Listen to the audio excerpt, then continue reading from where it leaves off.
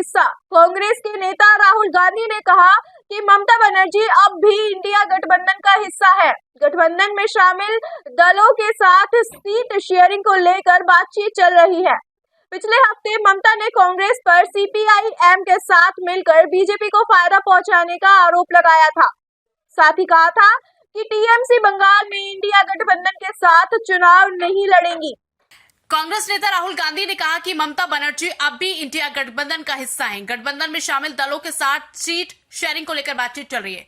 पिछले हफ्ते ममता ने कांग्रेस पर सीपीआई-एम के साथ मिलकर बीजेपी को फायदा पहुंचाने का आरोप लगाया था। साथ ही कहा कि टीएमसी बंगाल में इंडिया गठबंधन के साथ चुनाव नहीं लड़ेगी। राहुल गांधी मंगलवार को गुमला जिले के बसिया में प्रेस कॉन्फ्रेंस को संबोधित कर रहे थे।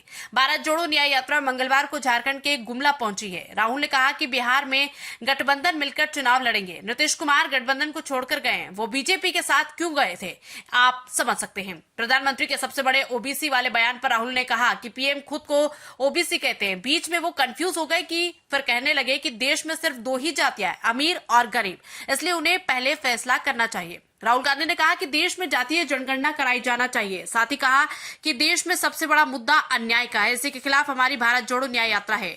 एनबीएस लाइव के लिए सह संपादक मर्सी सरकार की रिपोर्ट। राजनीति से काम तक,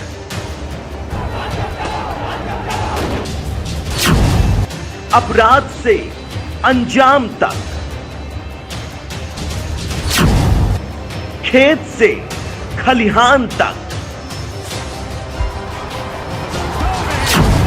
खिलाड़ी से मैदान तक, आईफा की धमाकेदार रात, सितारों से आसमान तक, अब हर खबर पर होगी हमारी नजर। पल पल बदलती देश और दुनिया की हर खबर